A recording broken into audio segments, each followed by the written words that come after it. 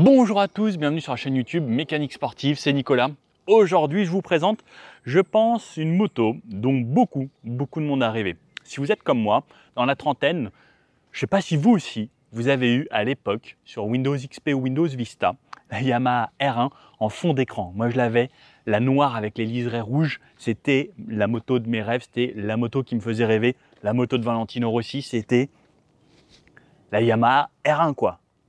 Franchement, je suis trop content de l'essayer aujourd'hui. C'est une des motos les plus extrêmes qu'il y a actuellement, la moto la plus folle de chez Yamaha, moteur dérivé de la compétition à l'époque. Bon, comme d'habitude, je vous refais un tour détaillé de cette moto, je vous donne toutes les caractéristiques, on parle un petit peu de toutes les pièces et ensuite on va l'essayer sur tout type de route. On commencera par la ville et ensuite autoroute, petite route de campagne, enfin je vais essayer de mixer ça comme je peux. Mais voir aussi un petit peu si on peut s'amuser avec, je pense que oui. Les pneus sont tout neufs, il va falloir faire attention. Yamaha, à chaque fois, il me donne des motos avec les pneus neufs. Donc bon, il faut quand même déjà les roder. Mais on va voir ce que ça donne. Ah, j'ai hâte. J'ai roulé un petit peu déjà avec. Il y a 4 modes. J'ai roulé avec le mode 3 sur 4 déjà, c'est beaucoup trop n'importe quoi. La Yamaha R1 à partir de 20 499 € pour cette version d'origine standard. Il existe différentes versions de la R1. On a aujourd'hui la version de base, on va dire, la R1 toute simple. Il existe la R1M avec pas mal de pièces en carbone, un bras différent, une couleur différente en grise, plus du carbone, plus le bras arrière poli. Là, on l'a en noir avec du bleu. Et il existe ensuite les versions GYTR qui sont vraiment dédiées au circuit, sans les rétros, sans l'éclairage, sans rien. Qui sont là des versions beaucoup plus extrêmes avec la suspension all-in pilotée et autres. On peut vraiment avoir une moto de folie sur cette configuration. En fait, moteur de base, on garde toujours le même, le 998 cm3, le CP4, donc le crossplane, qui existe déjà depuis la R1 des années 2005-2006, si je dis pas de bêtises. Et aujourd'hui, il est poussé jusqu'à 200 chevaux. 200 chevaux pour 200 kg sur ce joujou, ce qui est assez incroyable et ça devrait tirer un petit peu sur les bras. On a plein d'aides à la conduite, on a le traction control sur l'angle, l'anti-wheeling, l'ABS avant, l'ABS arrière.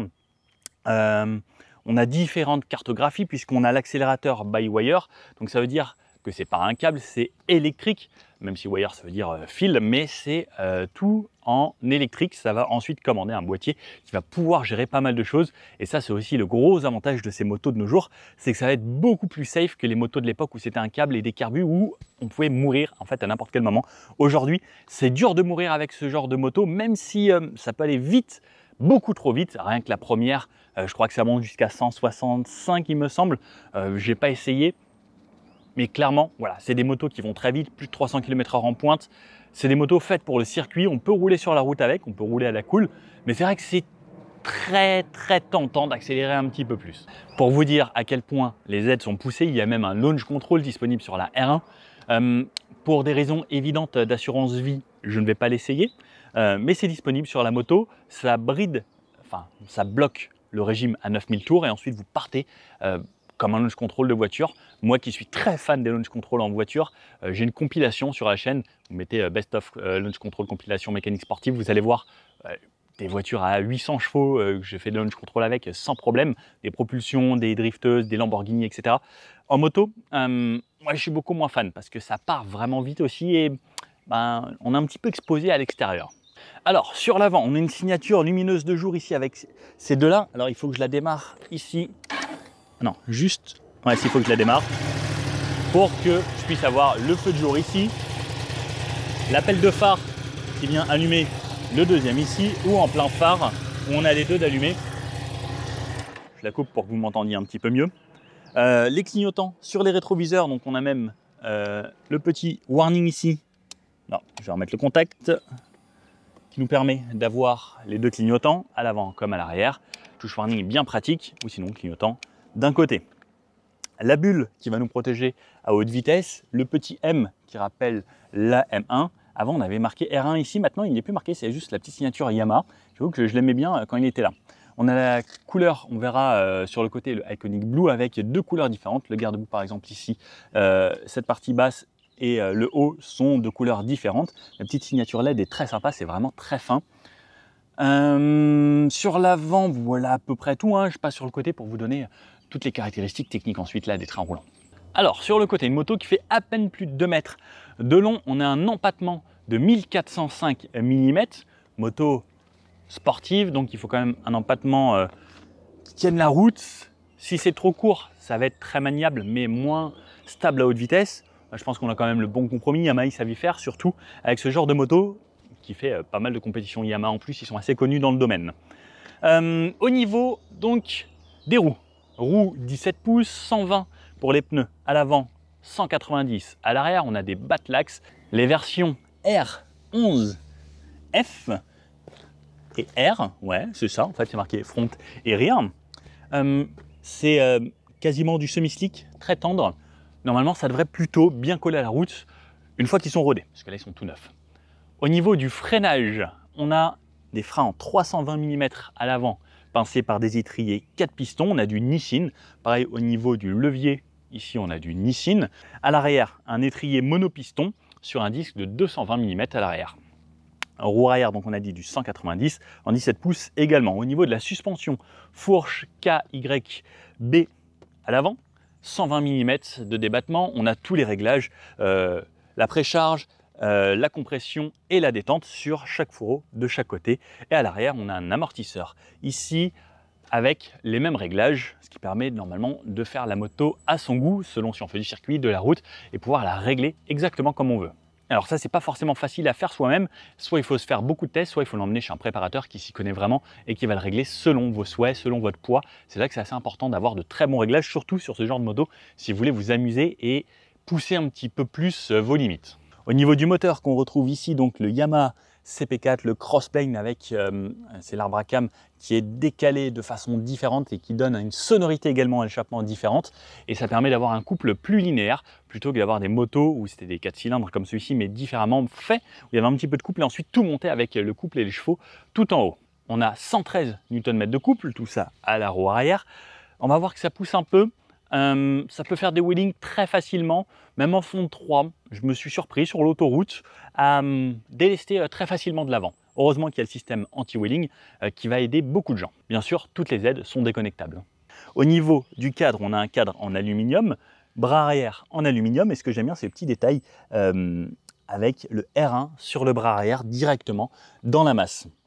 Au niveau de l'échappement, on retrouve encore une cartouche ici. Alors moi j'aime bien, je trouvais que c'était quand même vraiment beau ces cartouches sur le côté, on pouvait les personnaliser un petit peu. Différemment des petites, les MT-07, etc. ou beaucoup de motos qui maintenant sont plus bas. On a une sonorité plutôt sympa, je vous la fais écouter juste après. Au niveau de la selle est à 855 mm. Alors attention, parce qu'il me semble que la R7, elle était à peu près à la même hauteur. Par contre, le fait que là, on a une plus grosse moto, un plus gros moteur, ça fait qu'on écarte plus les jambes. Donc la selle est plus large pour faire rentrer tout ça. Donc moi je fais 1m80. Et bien quand je me tiens comme ça, quand je pose mes talons, j'ai très peu d'appui parce que je suis tout juste en fait sur mes talons. Donc il faut quand même être assez grand, ou sinon il faudra être sur la pointe des pieds. Et en vrai, poser les deux talons, je sens que j'appuie vraiment sur les cuisses ici. Sinon il ne faudra pas hésiter à se décaler un petit poil lorsqu'on est arrêté. De ce côté-là, on a tout en métal. La position où j'ai, donc lorsque je suis sur la moto, voilà, donc on a un réservoir bien creusé qui permet de bien se caler parce qu'il va falloir tenir la moto lorsque vous allez accélérer un petit peu, donc bien inséré entre les jambes. Pareil, de quoi se mettre sur la pointe des pieds ici sans problème. Et voilà la position que j'ai lorsque je suis dessus. Donc moi je fais 1m80 comme je vous disais. Je suis plutôt sur l'avant. L'idéal c'est de rouler vite avec cette moto, sinon c'est vrai que ça fatigue un petit peu les poignets. J'ai fait 1h30 de R7 ce matin, là j'ai viens de refaire encore 2 heures de ça avant d'avoir filmé mon essai encore. Et je vous avoue que bon, ça commence à fatiguer un petit peu. C'est pas le roadster, c'est une moto qu'il faut vouloir prendre quand même. Et après, bon, elle vous en donne pour ce que vous lui avez payé. Au niveau du réservoir ici, on a 17 litres d'essence, on met 4,9 litres d'huile dans le moteur. Au niveau de la garde au sol, on a 13 cm en dessous jusqu'à l'échappement, donc attention sur la dodane très pointue, ou en montant de gros trottoirs ou en descendant de gros trottoirs. L'empattement, je vous en ai parlé, 1405 mm. Transmission par chaîne, bien entendu. De ce côté-là, on a le shifter, up and down. Ça veut dire qu'on n'a pas besoin d'embrayer, on met juste la première, donc on relâche avec l'embrayage, donc on débraye, on roule et ensuite 2, 3, 4, 5, 6 ou 5, 6, 4, 3, 2, 1 sans embrayage. Et ensuite, pour s'arrêter bien sûr, on redébraye pour repasser au neutre. À l'arrière, les cale-pieds, ici avec une toute petite selle pour le passager qu'on peut soulever et il n'y a vraiment pas grand chose en dessous. On a toujours cette partie très aérodynamique avec les flux d'air qui passent ici. L'arrière, donc je vous ai dit, l'étrier de frein, même en bas on voit le capteur ici pour l'ABS et le traction control qui va être très important pour vous sauver la vie, parce que c'est pareil, le traction control il va détecter la différence de vitesse entre la roue avant et la roue arrière et voir si par exemple ça glisse un petit peu, il va dire 1-1 et ça réagit franchement très rapidement. En fait c'est quasiment imperceptible pour l'humain, clairement, heureusement qu'il y a ça, parce que sinon c'est vrai que 200 chevaux sur une seule roue, ça commence à faire. Sur le côté, on voit bien le dégradé avec ce côté mat sur le bas, ce côté brillant bleu, et qui est vraiment la couleur connue de Yamaha sur le haut. J'aime bien ce contraste, j'avoue j'aurais bien aimé qu'elle soit totalement bleue. Après, donc la R1M qui est plutôt grise et carbone est sympa aussi. Ou sinon, on a les versions qui sont avec les polis directement en blanc, que vous pouvez peindre à la couleur que vous voulez si vous voulez faire que du circuit.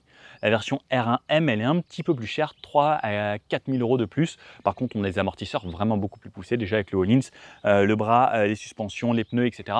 C'est une moto vraiment type piste. Même si avec celle-là, vous pouvez déjà largement vous faire plaisir parce que même les pneus en monte d'origine sont quasiment du semi-slick. On peut déjà clairement faire de la piste directement avec. Sur l'arrière, très simple, ce feu ici vertical, les deux clignotants sur les côtés en LED, bien sûr, on a de l'éclairage full LED autant à l'avant qu'à l'arrière pour tous les clignotants également. Ce support de plaque ici, donc tout en plastique. On retrouve la plaque avec sa petite lumière ici et on voit que c'est démontable très facilement avec une vis en dessous si on veut faire du circuit pour pouvoir le démonter vraiment facilement. Le pneu donc 190 comme je vous disais et la simplicité et ensuite les petits côtés aérodynamiques sur le côté. Bon, je vous connais, je vous la démarre. Démarrage. Donc, entre l'avant et l'arrière, on sent vraiment la différence. On voit que la cartouche est assez fine et ça a l'air plutôt libéré, même si c'est un petit peu plus bas. On a sûrement les catalyseurs qui bloquent un petit peu plus les flux, mais ça monte jusqu'à 14 000 tours.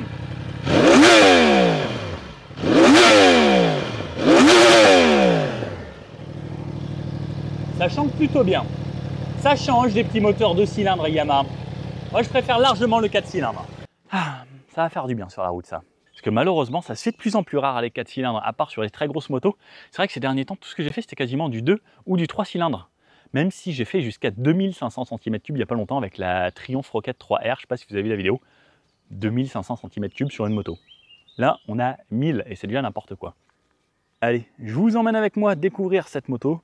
Et regardez, je vous remonte rapidement l'arrière comme ça. C'est vraiment très stylé. Je vais mettre dessus directement pour vous donner toutes les infos. Ceux qui ont déjà vu ma vidéo sur la Yamaha MT-10, c'est un petit peu la même configuration, c'est le même écran là-bas. Ici, donc le réservoir essence, on a dit, si je ne dis pas de bêtises, 19 litres, 17 litres exactement pour ceux qui ont bien suivi. Ce que j'aime bien, alors c'est ces petits détails, comme on peut le voir là, c'est un petit peu taillé dans la masse autour.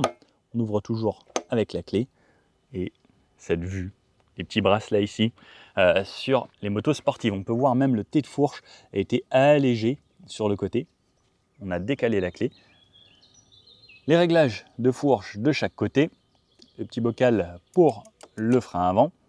Et ce que j'aime bien regarder, si j'appuie sur le frein avant, regardez, on voit la pression que j'exerce entre 0 et 100%. Pour le frein avant, je sais pas, non, ça marche pas pour le frein arrière, c'est juste le frein avant.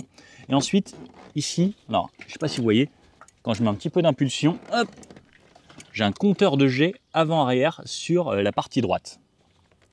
Bon allez, comme on est sur l'écran, on va parler de l'écran. On a les modes en bas ici. Par exemple, là, je suis en mode B. Je peux changer de mode, passer en A. Donc les power, on a 4 modes. Donc là, je suis en mode A, mode B, mode C, mode D. Le mode D, ça va être le mode le moins puissant. En gros, un mode pluie avec la puissance sur 4, le traction control sur 7, le SCS, c'est sur l'angle et le lunging brake motor sur 1. Donc ça, c'est pour la pluie, par exemple. Et ensuite, on va pouvoir modifier tous ces modes. Lorsque je reste appuyé sur mode, normalement, je peux modifier ou lorsque je vais sur le côté, je peux aller dans Power et modifier ici directement. Power, par exemple, là, je voulais changer. Je voulais Power 2 en mode A, ou je peux remettre en mode 1, 2, 3, 4 et modifier chaque mode que je souhaite. Ça, c'est quand même vraiment pas mal. Donc, la clé ici pour démarrer. Sur la gauche, on va avoir les modes ici pour changer de menu directement. Alors je vais me remettre au mode A. Changer les modes, donc A, B, C, D, ou lorsque je rentre avec le mode traction control, puissance, etc. Les appels de phare ici sur l'avant, bien pratique. Plein phare, feu de croisement, clignotant. Et la touche warning est cachée tout au fond derrière la balle. Hein. Hop, il faut vraiment aller la chercher. Klaxon. Il y a vraiment un bruit de klaxon de voiture, donc c'est bien parce qu'on va se faire entendre. Les rétroviseurs sur les extrémités. On a plutôt une bonne visibilité à l'intérieur. De ce côté-là, les réglages également. De ce côté-là, de quoi démarrer la moto, coupe-circuit, hop, et si j'appuie à fond, ça démarre. Et ici, de quoi faire défiler les menus. Donc par exemple, on peut voir ma consommation 5,6 litres de moyenne. La moto, elle a 3600 km. Fuel économie, 4,7 litres. Là, je viens de faire 85 km. La température extérieure, 47 degrés, oui, c'est parce qu'il fait chaud. Les fuels, et on peut voir même en conso instantané. Ensuite, je peux rentrer dans les menus, qui va me donner tous ces menus ici, et je vais pouvoir régler pas mal de choses, changer de fond d'écran, changer le display, la couleur, la luminosité, le réglage de l'heure, parce que là, elle n'est pas à l'heure, et tout remettre à zéro si je souhaite. Les lifetime, si je vais faire du circuit, le display mode ici, le lifetime, ça ressemble à ça, donc display, voilà. Donc si je suis sur circuit, là je reviens ici à 0, je peux retourner dans les menus, donc je reste appuyé sur le mode menu, et normalement ça retourne en menu. Il veut plus. Bon, il m'a dit non, j'ai plus envie, Nico. Allez, c'est bon. Hop, les settings, ici, YRC settings, donc là je vais pouvoir régler tous mes modes A, B, C, D, comme je souhaite. Donc le mode A, par exemple, il est en comme ça. Donc on va voir le réglage de puissance, traction control sur l'angle, LSC, alors ça je me souviens pas, si quelqu'un peut me dire. Le QS c'est le quick shifter, up, quick shifter down. Le lift c'est le lift, donc pour l'anti-wheeling, engine brake motor et le brake control pour le freinage et l'ABS. Et ensuite, donc, je peux retourner à mon menu directement. Lorsque je démarre la moto, voilà, on peut voir, c'est très réactif. Vous avez vu la LED blanche, il s'allume sur le côté pour vous dire de passer le rapport. C'est assez discret, il va falloir être attentif, mais à 14 000 tours, vous l'entendez que vous devez passer le rapport. Bon, c'est parti. On va essayer ce monstre. Allez, hein, let's go. Bon bah let's go. On va partir avec Clément qui est là à chaque fois l'assistant moto. Chaque fois vous remerciez Tiffany également dans une certaine vidéo où elle nous aidait à faire Camera Woman. Donc là, hop, alors je check juste. Le micro marche bien. Ce serait dommage de partir sans micro. Je vais refermer ça. Hop, là. Donc, pour démarrer, on met le contact. On a 0, 0, 0 qui démarre. Peut-être pour nous dire, attention, 3 fois 0, ça fait 300. Démarrage. Plutôt sympa. Bon, lui, il triche. Il a un pot sympathique. Bon, let's go. On commence par de la ville, tranquillement. Donc, bon, on a certes une 1000. Mais on peut y aller à la cool. Par contre, pour la maniabilité, sur les trucs comme ça, en fait ici j'ai toujours l'avant-bras qui va toucher ici, donc il faut vraiment que je tourne. Et regardez, quand je suis là, en fait c'est hyper galère. Pour les manœuvres, c'est vraiment pas pratique. À partir du moment où ça roule, ça va, mais sur les petites manœuvres, c'est pas forcément l'idéal, quoi. Allez, en ville, on va passer la 2 direct, même si en première, on pourrait clairement faire tout cet essai en première. En même temps, continuer de roder les pneus. Donc ma position, je suis quand même bien sur l'avant. Moto qui se veut très sportive. Je vais fermer pour que vous ayez le meilleur son. On a un très bon freinage. Alors ce qui est top, c'est qu'il est progressif. Il ne va pas venir être trop mordant dès le début, ce qui au final en fait une moto agréable pour tous les jours. Parce que sinon, certaines, des fois c'est trop brutal. Alors que là, on va avoir un bon freinage puissant, mais progressif, et en fait qui va être utile pour tous les jours. Parce que la R1 ça reste quand même une auto qu'on peut utiliser au quotidien, même si c'est un petit peu énervé. On a toujours les plusieurs modes. Alors, j'ai toujours peur. Voilà, j'ai laissé ma poche ouverte comme d'hab. Un jour je vais vraiment perdre les clés de chez moi, je vais pas pouvoir rentrer. Hop, les clignotants, on a bien la touche en main. Alors la moto s'incline hyper facilement, clairement c'est une moto faite pour. Pour la ville c'est plutôt agréable. Par contre aujourd'hui il fait chaud. Le moteur chauffe extrêmement entre les jambes. On le sent vraiment. Franchement, elle n'a qu'une seule envie, c'est de se dire bon allez, je tourne. En courbe, on se sent tellement bien avec cette moto. Même en ville, elle a plutôt une bonne maniabilité. Hop, ça, ouais, c'est ça. Je suis un truc qui me tape la jambe depuis tout à l'heure. Même pour esquiver les plaques d'égout. Alors ici je passe sur les plaques d'égout, alors ça c'est une rue plutôt propre, mais on sent un petit peu, mais ça filtre pas trop mal les anomalies. J'adore, en vrai, hyper facile à manier. À partir du moment où elle roule, franchement, c'est un régal. Alors, on sent que c'est lourd. J'ai rendu la R7 il y a très peu. Et clairement, les Yamaha R7, c'était beaucoup plus léger. On sent que c'est un autre comportement. Là, on se dit, voilà, il y a plus d'inertie à emmener. Alors, même si ça fait que 20 kg de plus, mais je trouve qu'on sent quand même la différence. Messieurs, ce que j'adore, c'est vraiment la communauté motarde. Quand on voit des motos ou des belles motos ou qu'on aime les grosses motos, on se dit tous bonjour, même qu'on ait une 300 ou une 1000. Non, très, très agréable. Donc j'ai bien sûr mon shifter, je suis pas obligé de toucher à l'embrayage lorsque je passe les rapports. Là ça tourne bien.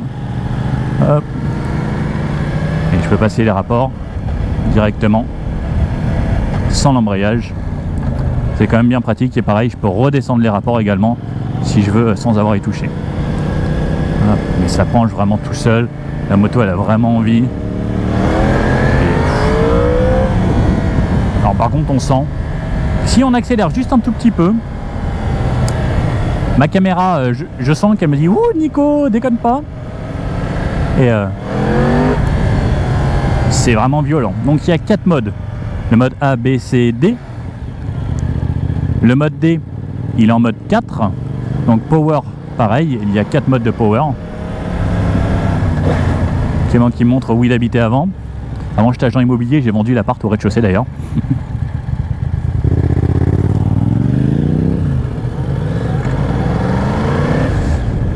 Et franchement, à rouler, c'est agréable. Donc là je suis en mode 1, full puissance. Donc tant que vous accélérez pas comme un sourd, eh bien ça va rouler cool. Par contre, à partir du moment où vous accélérez un tout petit peu, ça peut devenir très énervé rapidement. Et encore là j'étais à 20% de la poignée.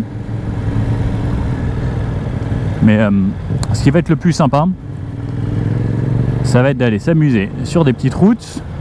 Je vous fais le petit bout d'autoroute en rentrant après, mais là on est dans le 77, il y a des petites routes sympas. On va voir ce que ça donne. Un petit dodane. On sent qu'on a une suspension quand même plutôt ferme. Ce qui va être un avantage également au moment de la conduite sportive, pour pas que ça plonge trop, pour pas que ça squatte trop sur l'arrière. Bon allez, petite route de campagne. Donc ça dit, sur 1 km, ça zigzague. Moto sportive, donc on va en profiter un petit peu. On va se faire un premier tour à la cool et ensuite un deuxième tour un petit peu plus, on va dire, violent si on peut dire. Donc on respecte quand même. Ce qui est bien, c'est que pour doubler, c'est plutôt pratique. On a dit Nico, un petit tour à la cool. Donc on va rouler à la imitation, 90. Le quick shifter, c'est très agréable. En virage, comme je disais, c'est fait pour. Donc ça va pencher tout seul. Le freinage avant, même d'un doigt, ça suffit. Comme dit, il est progressif. S'il y a besoin de mordant, même à un doigt, ça suffit. On va s'arrêter assez facilement.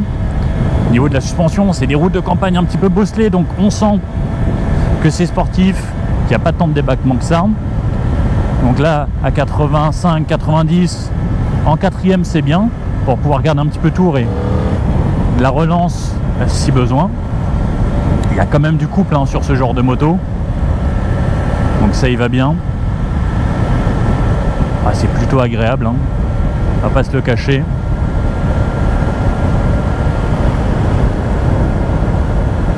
Ça roule bien. Et je peux même mettre en 6. En 6, alors j'ai un petit peu de mal, je dois être à 3500 tours en 6ème à 90.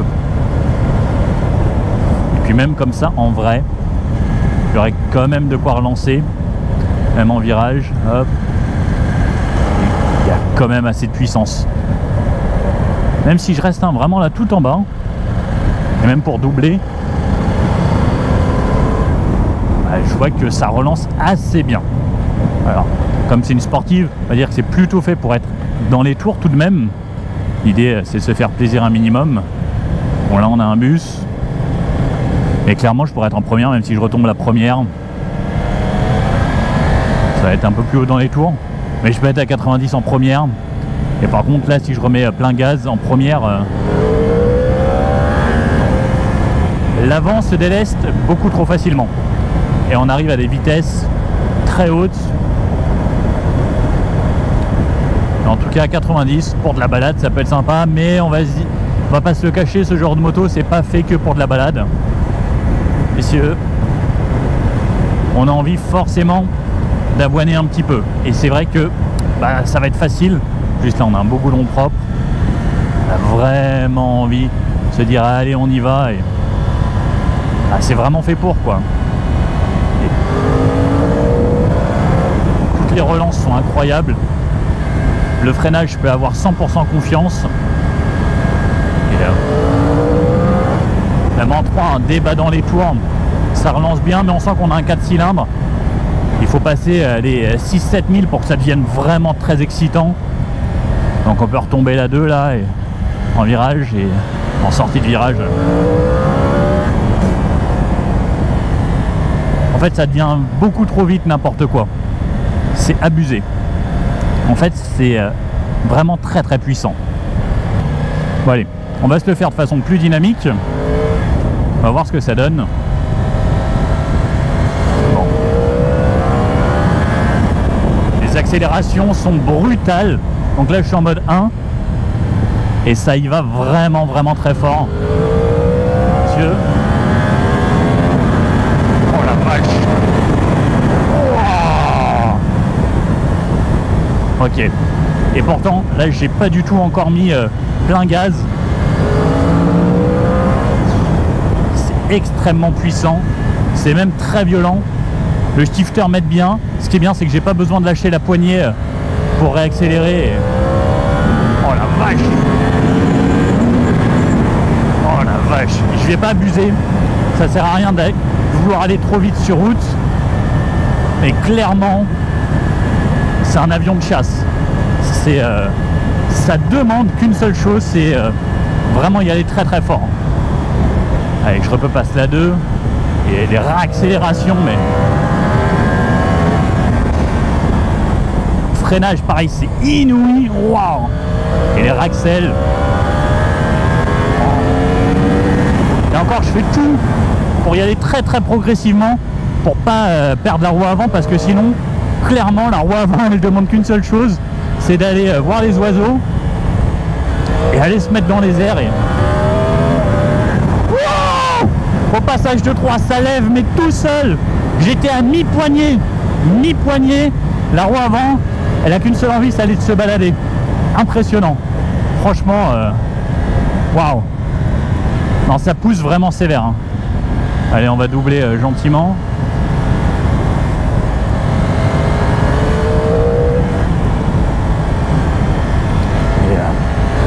Oh la vache. Oh la vache.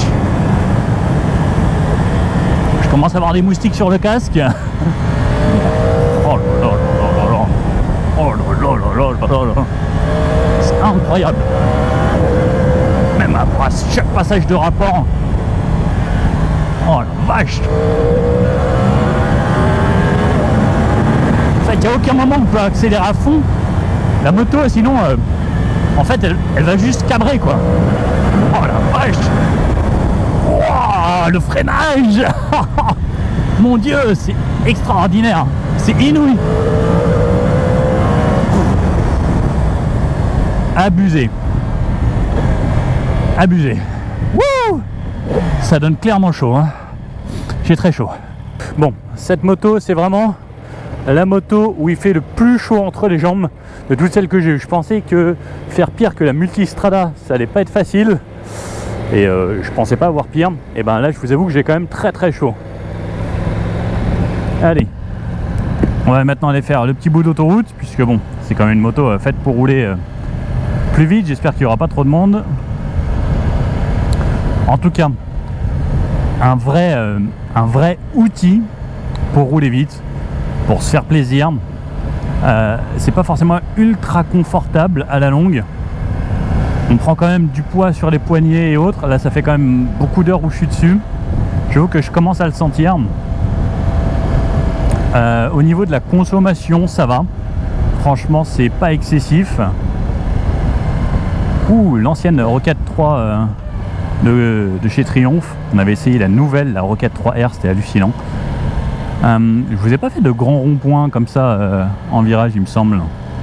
Alors là, il y a un petit peu de monde, ça va pas forcément être idéal pour vous le montrer. Je vais essayer, je vais me passer en deux. Allez, prendre un petit peu d'angle. Et franchement, la moto, elle se met sur l'angle toute seule. On sent que c'est fait pour. On sent que c'est une moto sportive. Alors, je suis pas du style à aller poser le genou, surtout en jean. Mais on sent que, enfin, si j'ai besoin d'aller toucher par terre, je vais pouvoir aller le faire assez facilement. Allez, pour s'insérer sur l'autoroute, pareil, normalement, ça devrait être assez facile. On a 200 chevaux, clairement. Allez, je vais me faire le petit délire de rester en première et aller me mettre à 130 sur l'autoroute, voir à combien de tours on est, juste parce que je suis débile. Et vous me regardez, là, je suis à 7000 tours en première à 90. Allez, on va s'insérer. À 130, je suis à 11 000 tours. Je pourrais rester en première. Et encore, j'ai de la marge. Ouais, je suis déjà beaucoup dessus. Bon, deuxième, troisième, quatrième, cinquième, sixième, shifter. Mon copain Clément tout à l'heure me disait quand je l'ai passé très fort en fond de 2, ça faisait beaucoup de bruit. Alors, à 130, là je suis en sixième. Alors là, ça commence à être plus agréable pour moi parce que je suis un petit peu soutenu par le vent, ça me porte un peu. Donc j'ai moins d'efforts à fournir sur les poignets. On sent que la moto, elle est faite pour rouler. Clairement, elle est bien à plus haute vitesse, c'est hyper stable. Pour l'emmener à 130, on sent qu'il y a quand même du poids, une inertie à emmener. Donc à 130, je suis allé à 5300 tours minute à peu près. C'est pas ultra précis. Si je passe en mode race, je vois plus en dessous de 6000 tours. Parce qu'il n'y a plus d'intérêt en fait. Bonjour. Et en vrai, à 130 km/h, là, ça commence à devenir agréable. J'ai un petit peu moins chaud, mais j'ai quand même la chaleur du moteur qui vient au niveau des pieds. On sent qu'il fait très chaud hein, dans ce moteur, mais s'il dégage de la chaleur, c'est qu'il dégage de la puissance. En tout cas, voilà, on n'a qu'une seule envie en fait, c'est de se balader à haute vitesse. J'avoue, j'ai qu'une seule envie, c'est d'aller sur autoroute cette nuit, sur autobahn bien sûr, et aller me faire une petite vitesse de pointe et tester les 300. Mais que du régal. Et en fait, je trouve que la Yamaha R6 c'était celle qui était le meilleur compromis, parce que la R7, au-dessus de 160, on sent que le moteur commence à être mou, il se passe plus grand chose. Celle-ci, à partir de 160, elle se réveille et ça devient vraiment très violent. En fait, on a entre les deux, maintenant il en manque une. Je trouve que la R7, c'est vraiment une moto avec un bon châssis, mais un moteur fait pour les débutants. Et la R1, c'est vraiment un moteur fait pour les fous furieux, quoi. Parce que c'est vraiment impressionnant. Et même là, si je suis en 6, je relance, ça relance autant que la R7 quand je suis dans les tours, quoi. Donc, deux philosophies différentes. Mais celle-ci, c'est assez incroyable. Et si je me mets à 110, à 110 km/h, je suis un petit peu en dessous des 4500 tours minute, 4300, 4004. Bon, pareil, là c'est assez agréable. On prend un petit peu l'air. Bon, la bulle protège bien au niveau d'ici. On sent quand même de l'air qui vient sur le casque, sinon il faut vraiment se mettre en mode comme ça. Et encore, ça fait de turbulence dans le casque parce que ça vient vraiment taper sur haut, donc ça fait un petit peu plus de bruit dans le casque. Donc au final, de cette façon, on est plutôt bien, à moins qu'on monte vraiment à plus de 200, 250 et encore, la bulle protégera bien. Moto vraiment très sympa si on veut s'amuser. Et par contre, il faut quand même pouvoir l'assumer. Mais non, c'est pas une moto du quotidien, c'est une moto plaisir. Une moto à avoir une fois dans sa vie, comprendre ce que ça donne 200 chevaux et se dire c'est vrai que ça marche quand même. Bon allez, petit débrief. Bon, cette Yamaha R1, ça donne chaud, ça marche absolument très très fort.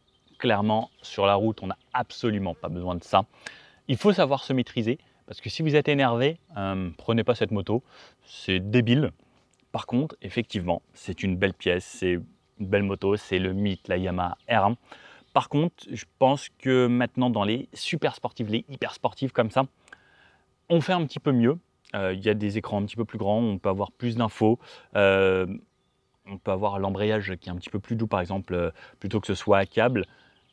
Définition peut-être un petit peu plus haut de gamme sur d'autres motos qui valent un petit peu plus cher, mais voilà, après on garde quand même le mythe de la Yamaha R1 et elle reste à un prix, on va dire, relativement contenu, mais voilà, 25 000 € aujourd'hui. À l'époque, je me rappelle, la Yamaha R1 qui me faisait rêver, c'était 13 000 € et il n'y avait pas des tonnes d'options. C'est vrai que ça évolue pas mal, il y a le traction control, il y a le système anti-winning, etc. On a la centrale inertielle dans la moto. Je trouve que c'est pas donné les motos de nos jours, mais je pense que niveau performance, c'est quand même beaucoup plus dingue que ce qu'il y avait à l'époque. Au niveau du freinage, de la suspension, je pense qu'on faisait déjà de très bonnes choses à l'époque. Je ne sais pas si ça a énormément évolué, peut-être en compétition, oui. Au niveau du moteur et toutes les aides, effectivement, là, il y a vraiment un radical changement entre une ancienne version et ce qu'il y a aujourd'hui.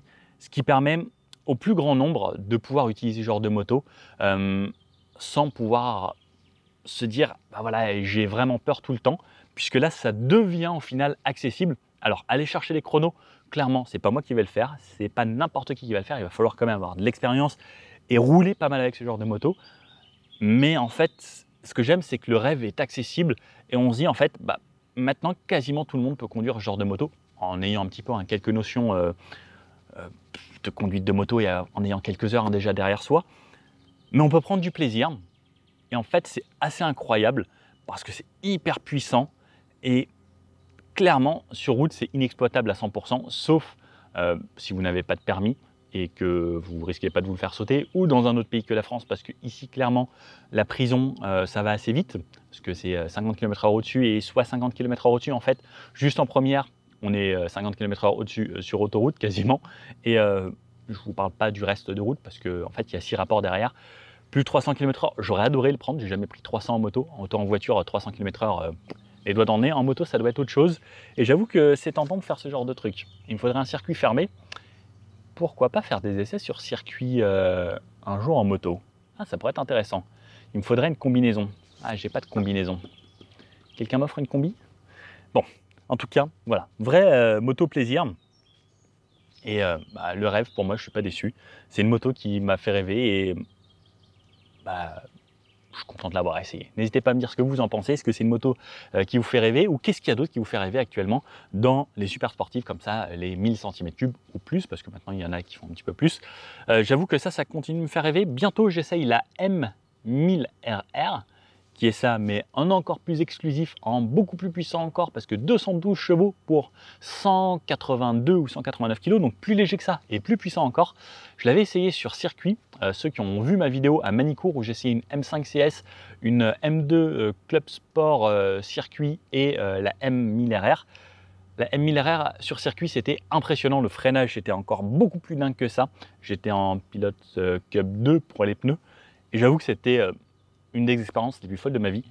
M1000RR que j'essaye bientôt, la M1000R également.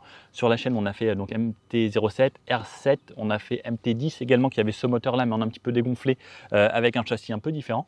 Mais ça, c'est quand même un joujou très sympa chez Yamaha. Si vous avez aimé le petit pouce bleu comme ça, n'hésitez pas à partager. Puis dans les commentaires, s'il y a d'autres joujoux que vous voulez que j'essaye, Peut-être chez Panigale, Ducati, ils font des trucs sympas. Peut-être ça. Hein. Bon allez, je file, je vous éteins et je retourne m'amuser. Ciao.